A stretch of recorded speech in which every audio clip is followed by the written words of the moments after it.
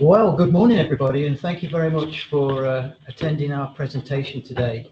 When we were invited by the university to come and talk to you, there were a couple of things that we could have talked about. We could have done a really technical presentation or a really technical seminar, but what we decided was, for most of you guys, I believe you're less than a year away from graduation. And so by the time you graduate, you've got the onerous task of finding employment and making your degree work for you. So we thought we'd give you some insights into how to be successful in the workplace when you actually get there, tell you a little bit about us, what we do, and how it might be of interest to you. So these are the things that we're going to cover off today: who Next Dimension is, who we are, what we do, how to get hired at Next Dimension, if that's of interest to you. Once you are hired, how do we define success? What does success look like for you guys and for us? And then we look at some gaps in the way that we interpret success, something called the X factor, and then some very specific tools that we use at Next Dimension that would be relevant in any workplace, not just Next Dimensions. So this is our team today, and I'm going to ask each member of the team to introduce themselves. So I'm Pete Needham. I'm the Chief Experience Officer of Next Dimension. I've been with the company for 6.5 years, and I will now ask Chris to introduce himself. Hi everybody, my name is very loud. I'm Chris here, the Customer Experience Manager at Next Dimension. My responsibility is to oversee the service desk to ensure calls are being answered, clients are being assisted, and just look after the team, make sure we're offering the best services we can provide to our clients. My name is Rob. I'm a Tier 3 Systems Engineer at Next Dimension, so pretty much anything system side that our clients need, I'd be involved in and for them. My name is Mustafa. I am part of the Customer Service Desk Technician Tier 1 team. I answer the calls that come in, and I report back to Chris, he's my line manager. Hi, I'm Alicia. I am a former student of the University of Windsor and also a customer service Tier 1 technician. Like Mustafa, I answer calls, and I'm sort of the front line. When people have problems, I do my best to solve them. Thank you, guys.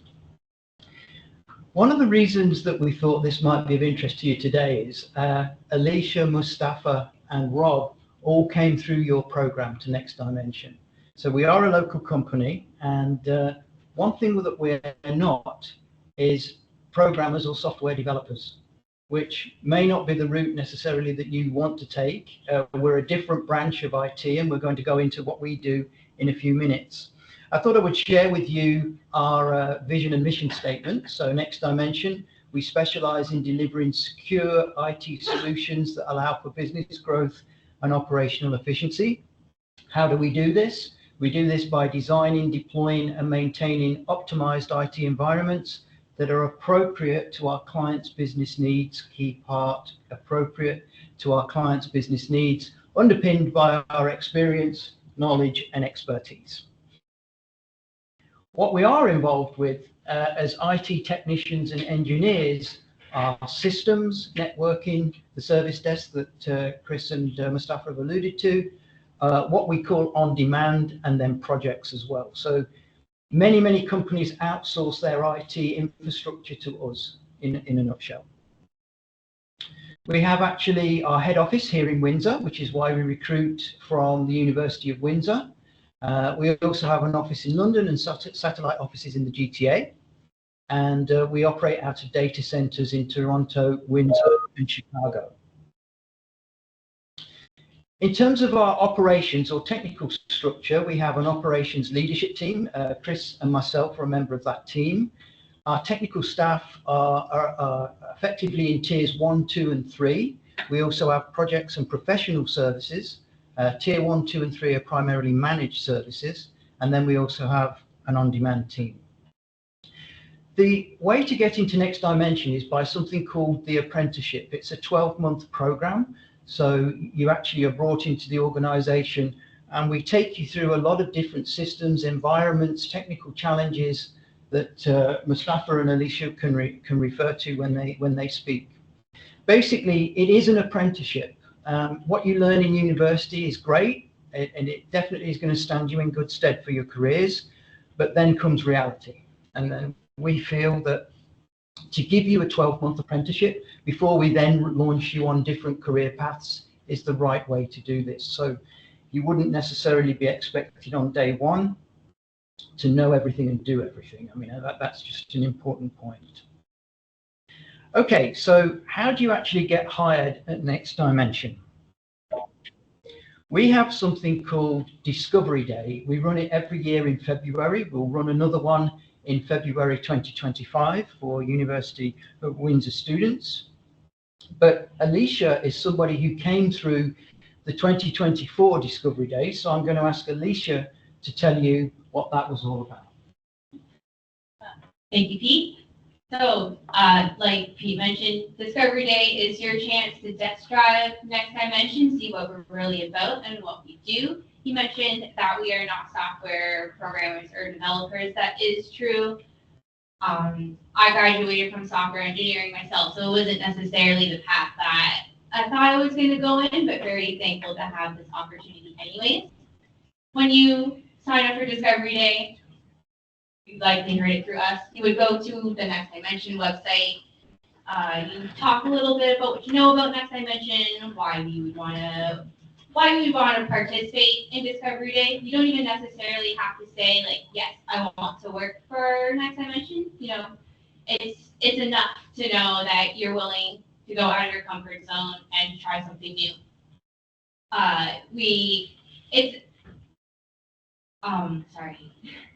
It's encouraged that you have a cover letter. And I know that sounds super lame, who writes cover letters, but honestly, my cover letter is what made me stand out to Pete and what made him super enthusiastic about inviting me and then eventually into hiring me. So on Discovery Day, you come in, you meet the team, and people will come in and they tell you a little bit a day in the life. There are technical challenges. Sounds a little frightening, but actually they're not too bad. You have a team of people. At my Discovery Day, there was 4 other people, and you get put into this room, and there's a whole bunch of management, but you are able to ask for help. It's not a big deal. One of the very popular phrases here at Next Dimension is help will always come to those who ask.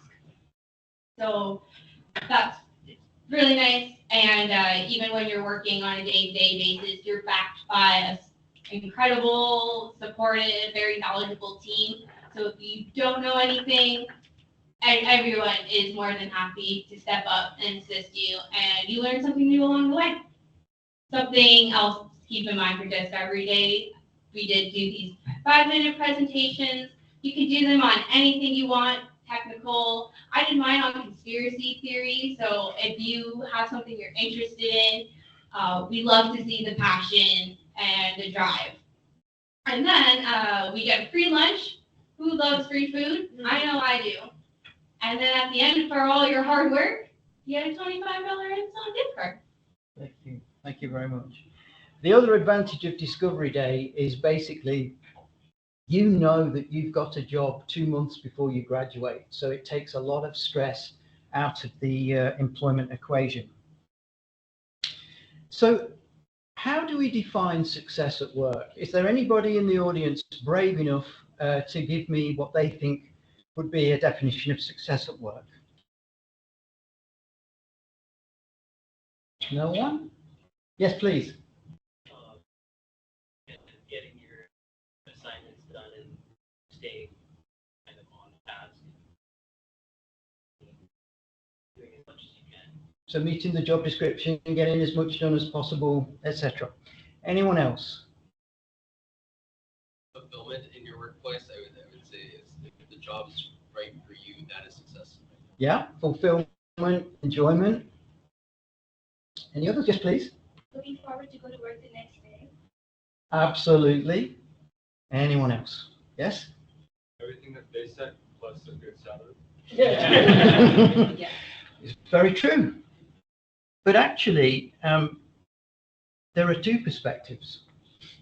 I think what you've given me is a little bit about the perspective that you would see as an employee. We actually think there's two. How does the employer look at it? How does the employee look at it?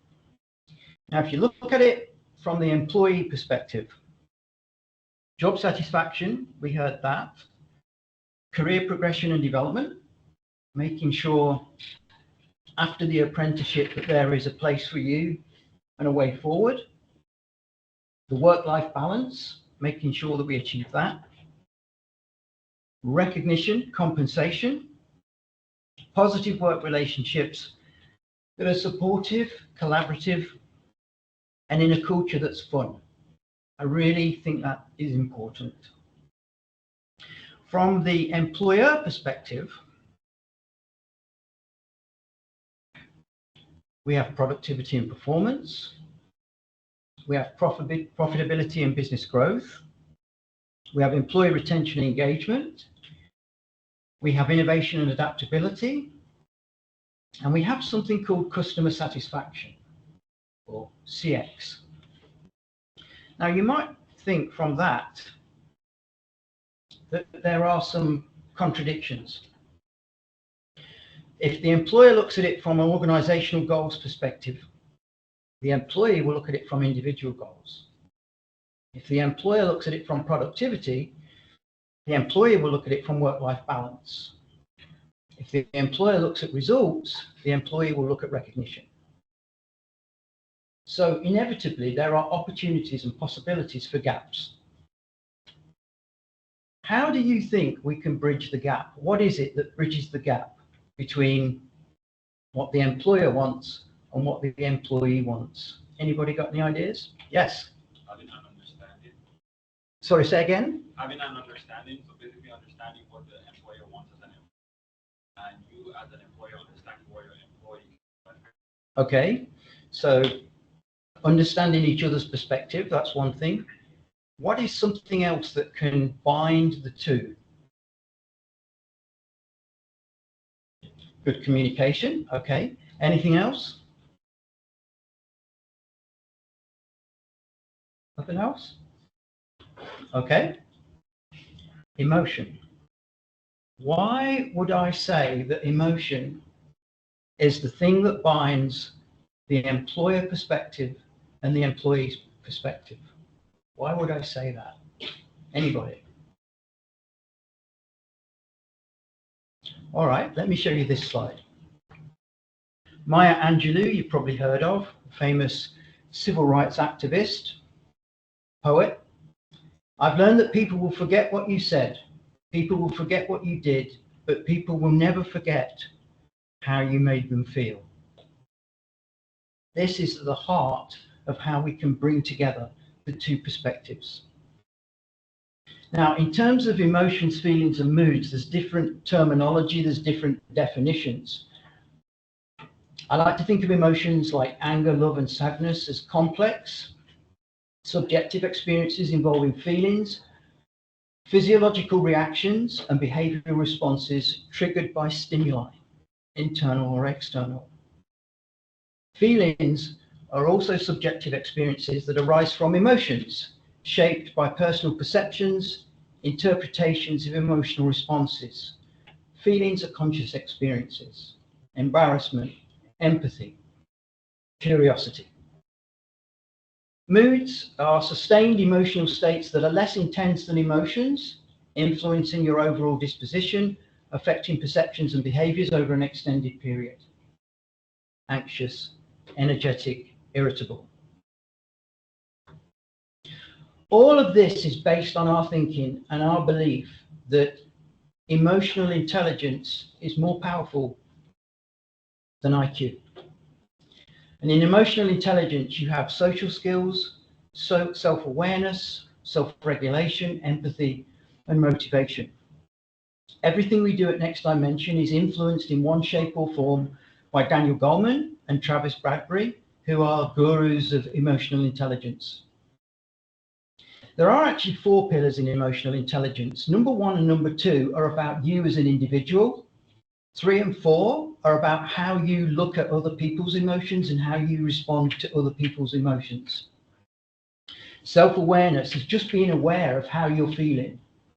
Self-regulation is then managing that. You know, if you've got anger management issues, it means you can't handle your anger. Empathy is understanding maybe what other people are going through and how you can help that. Social skills are therefore very important. So what actually drives emotion? What are the things that drive emotion? Anybody got to make a guess? Reality, the X factor. X for experience. At Next Dimension, the way that we try and bring together the employer perspective and the employee perspective is through employee experience and customer experience. The two are joined at the hip. They can never be parted. You can never have one without the other. Richard Branson said many years ago, if you look after the employees will look after the customers. If the customers are happy, the business is doing well, we can make this a better place for our employees. It is a circle that never stops turning, but if you have good employee experience, chances are you're going to have good customer experience. Good customer experience, good employee experience. So with us at Next Dimension, we tried to create a culture where people share, collaborate, socialize ideas, and learn together as one with a customer-first mindset. Because we believe that if we can achieve that culture, then these two things will exist. So here's now some short presentations by the guys here about the tools that we use here at Next Dimension to generate success. First up, I'm going to ask Rob to talk about something called the Next Dimension Ultimate Guide to Professional Growth, which he was a part of developing. Yep, so my name's Rob. This is the Next Dimension Ultimate Guide to Professional Growth. You'll notice it's a list of 16 different attributes, and it's what we use here at Next Dimension to define professionalism. It's an example of one of our bottom-up initiatives rather than a top-down initiative, because this list was chosen by a group of employees, including myself, rather than dictated to us by Pete or someone from management what professionalism should look like for us. So you'll see it's broken up into a whole bunch of different categories: contributor, leader, stable, accelerating. We did this because we wanted to be able to recognize people who simply show up, do their job every day, and still provide a valuable contribution, and recognize that not everybody's necessarily going to be a leader, and that's okay. Like, that's completely okay.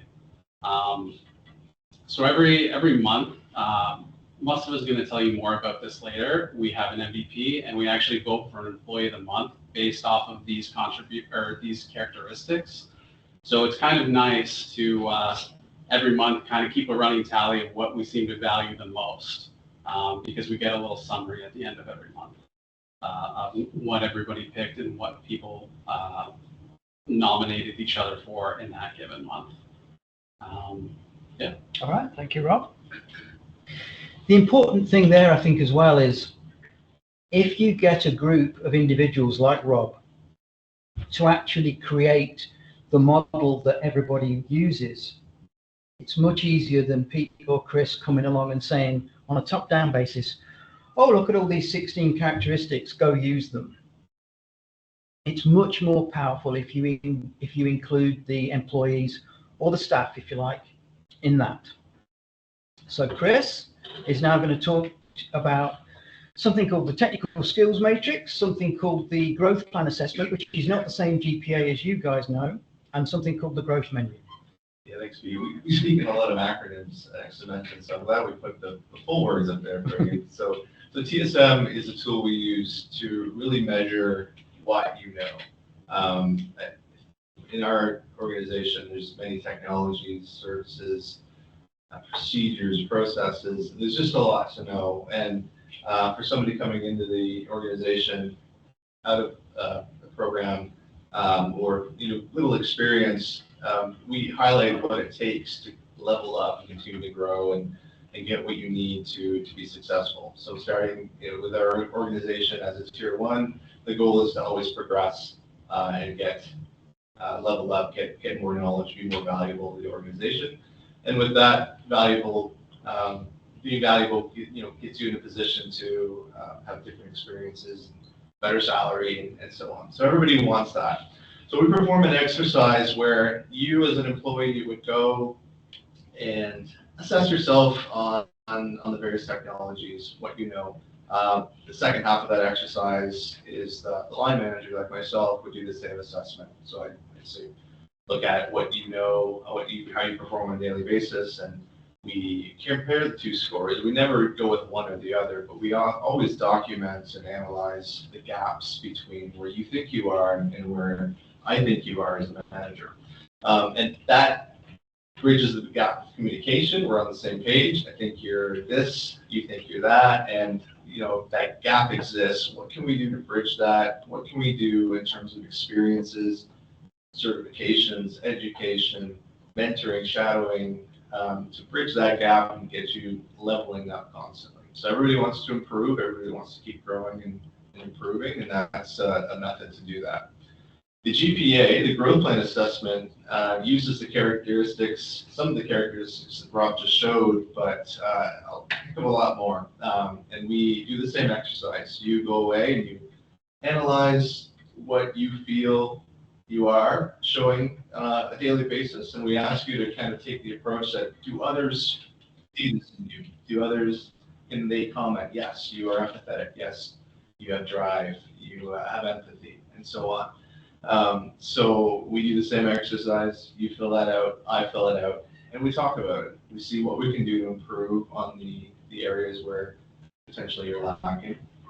We come together and we work on something called the growth menu. The growth menu is a list of things that we can do together to help you experience different opportunities to allow you to grow and to proceed, to fill those opportunities in terms of your GPA. Thank you, Chris. I think an important point here is it's always a conversation. It's always a conversation. It's never the manager just telling you you're an X or you're a Y. You always get the ability to self-assess. Based on that, you should always know where you stand. There should be no confusion. The last thing we want to talk about today is the monthly development plan. We do not believe in annual appraisals at Next Dimension. An annual appraisal happens in many companies where once a year, you're asked to tell your boss how good you are at everything, and your boss is asked to tell you how bad you are at everything. And basically, if you're anything like me, I can't remember what I did last week. So trying to remember after 11 months and make a meaningful document out of that is a waste of time. Instead of that, we meet with every single member of staff every month, and bear the name, it's a monthly development plan, and the staffer will talk you through it. Yeah, so I'll go over a few points of what we talked about in the MVP with your line manager, which would be Chris over here. So like Pete said, if you do the meeting once a year with your management, it's kind of hard to remember what you want to talk about, or if you have any concerns that you want to mention to your management. If you have something going on in January, you're definitely not going to remember what it is in December. So the meeting always starts off with voting for employees of the month. And if you actually do win employee of the month, you end up getting a $250 Amazon gift card, which is great. You can win 2 months in a row, or how many times if you get recognized for the hard work that you did. Or you can actually get a paid day off for free. You can use that day anytime you want. So like Rob had mentioned earlier, for the employee of the month, we use the attributes that the team came up with. And then the next point I do want to go over is the treatment-ometer. Yes. It's a made-up word. Yeah. So that's actually rating the company out of 10 of how you felt they treated you within that month. And for me, it's always been a 10. They've always been great. And I'm not only just saying this because I'm here getting paid to say it, but they actually do treat you pretty well. Another one that I do want to go over is coaching tip of the month. So Chris will give you a coaching tip of the month of things that you can things that you're doing pretty good at, or something that he would want you to work on. that maybe you haven't noticed yourself doing throughout that month.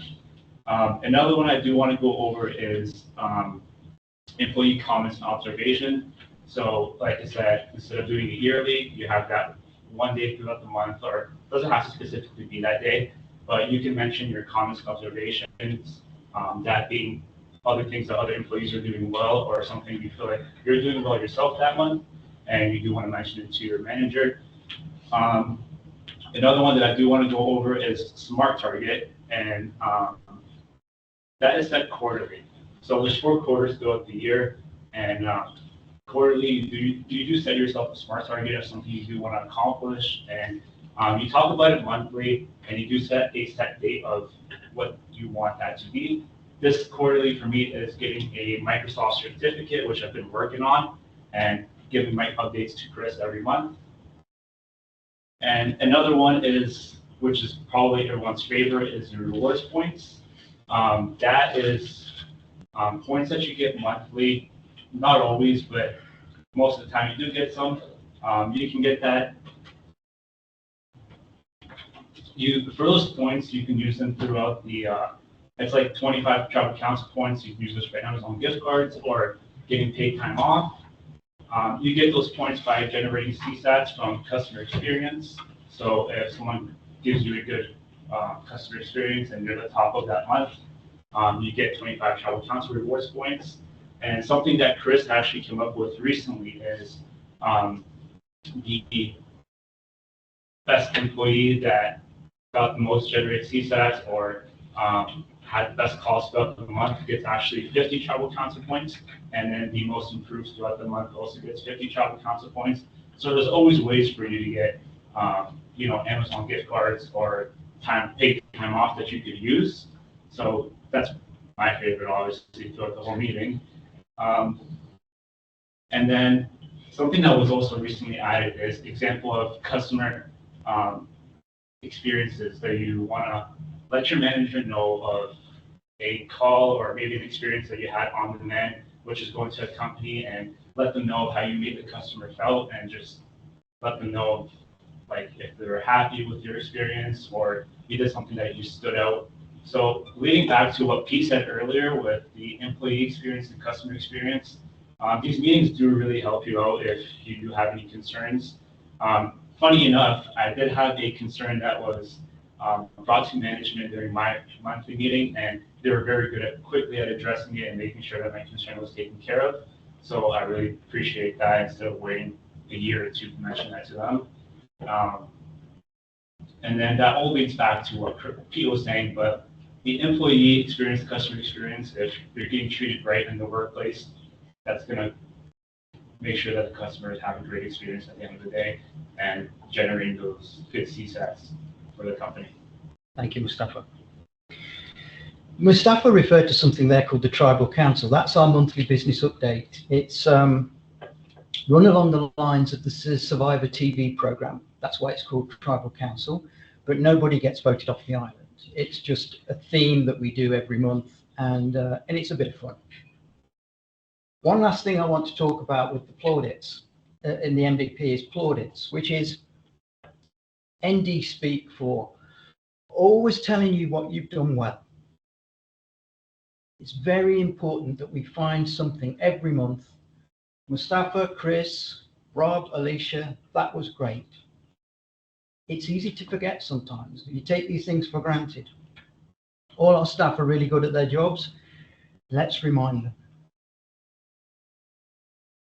And so on to CX, the customer experience. In our morning announcements every day, we always ask the same question.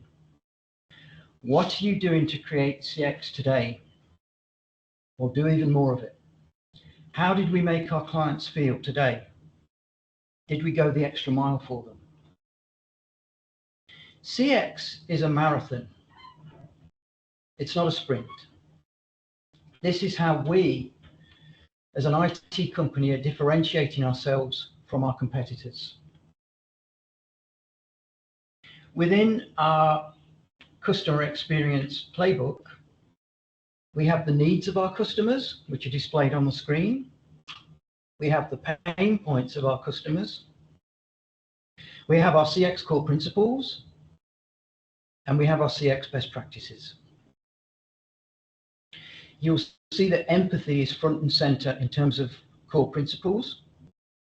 Personalization, not just having a standard system for every client, but making sure that we can personalize it by giving them a choice. Always following up, always making sure that whatever we did was to their satisfaction. If Mustafa and Alicia work on tickets on Monday, Tuesday, Wednesday, on Thursday and Friday, they call the clients back and say, is everything still okay? Just checking in, showing an interest, empathizing. And I do have to say, I know this is going to embarrass him, but there was one particular call that Mustafa took where he spent 5 minutes talking to the client about growing strawberries. Had nothing to do with the technical problem. But the client themselves, when they called in, were very anxious and nervous. He actually made a connection with that client, put them at ease, and the rest of the call was great. And that happens a lot. When people call into Next Dimension because the printer's not working or Windows is down or something like that, usually they're very nervous and we're there to help them. And the way that we help is technically and by empathizing. So this is how we at Next Dimension try and bring together a culture where people share, collaborate, socialize ideas, and learn together as one with a customer-first mindset by pulling together employee experience and customer experience. And we believe that that is the way that you can bring together the two perspectives of success in the workplace. Now, we've deliberately kept it fairly short today because we want to give you the opportunity to ask us about all of the things that you've heard. So please, if you've got any questions, now's the time.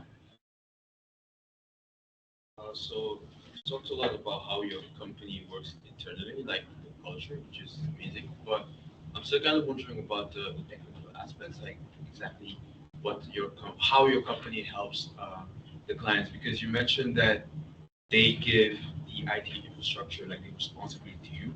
But what does that entail exactly? And also, you mentioned that you're not a team of developers or even engineers. I think you graduated with your engineering degree, but it's not something too relevant, if I understand. So exactly how are you using those skills for the CX stuff that you mentioned? Okay. Rob, do you want to talk about what we do? Sure. So at Next Dimension, we do a little bit of everything really when it comes to IT. So sometimes that is just managing and monitoring clients' on-site infrastructure. So like they're going to have their own networking equipment, their own servers, their own different equipment to do different applications. So we would kind of like system administration, manage all of that. We also do infrastructure as a service. So you can take all those services and kind of host it in our private cloud, and we manage and monitor that. So that's kind of a broad strokes of what we do. And how that kind of gets broken up is the tier 1 team kind of handles the day-to-day issues that singular users are having with that infrastructure that we manage. Or once you go up the tiers to tier 3 like me, I actually manage those systems kind of directly, like deploying them, monitoring them, making sure they're running properly, sometimes designing how they should be deployed, and all that kind of stuff.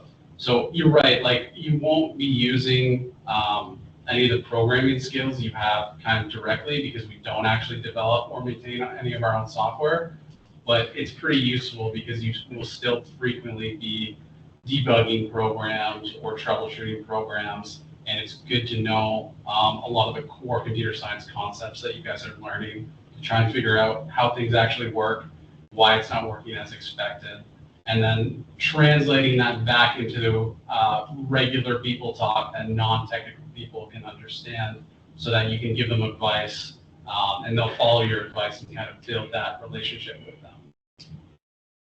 Does that answer your question? Yes.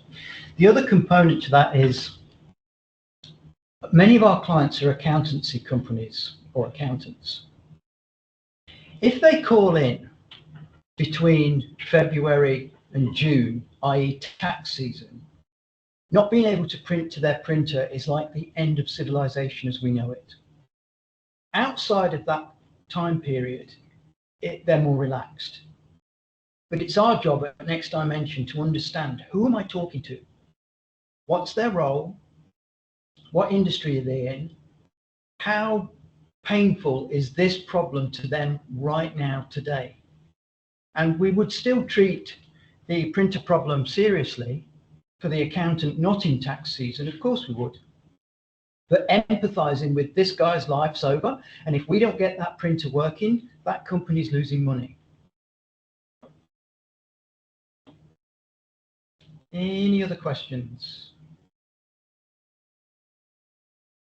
Yes? You said you have clients. Are they more locally based in Ontario, or are they spread out across America? Per se? Across North America, yeah. And one or two further afield as well. Yes? In addition to that, are there any instances where you have to go on site to resolve an issue, so there's travel? Yes, yeah, absolutely. When we talk about on demand, that's when we send our employees to the client.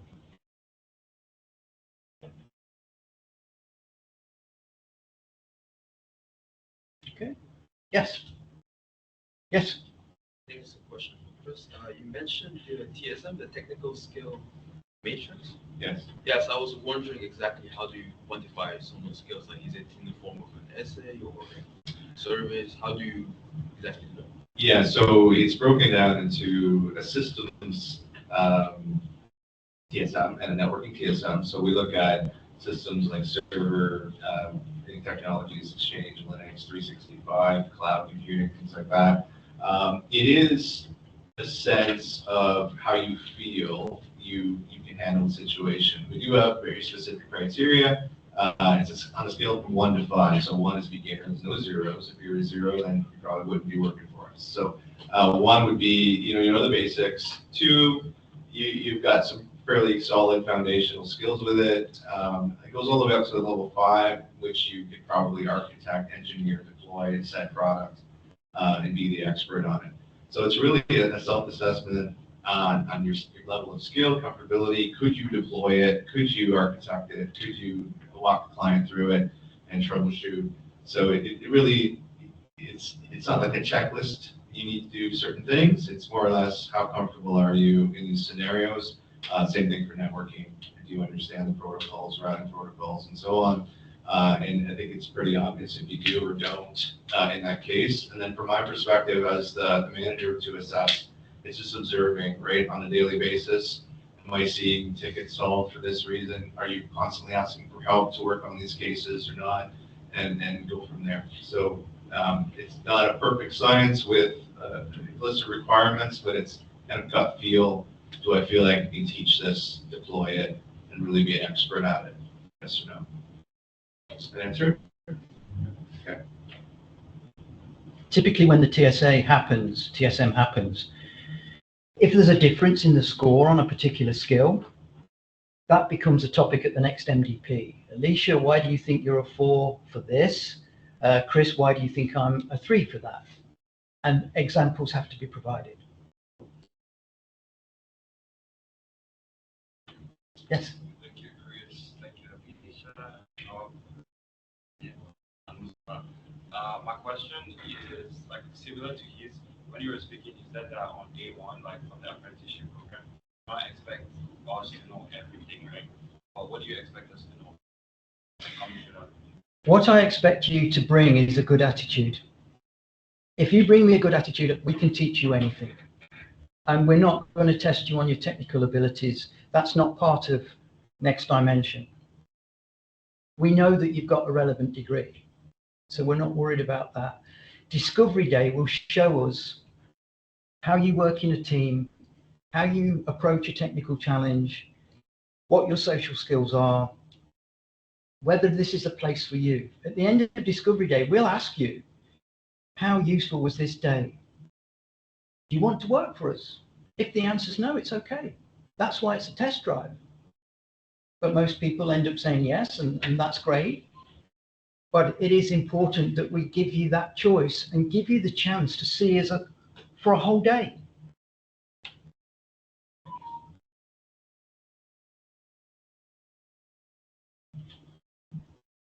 last chance for any other questions.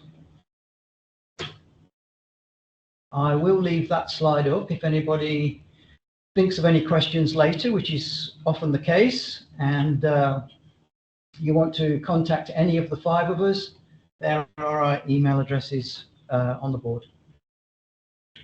Thank you very much for your attention.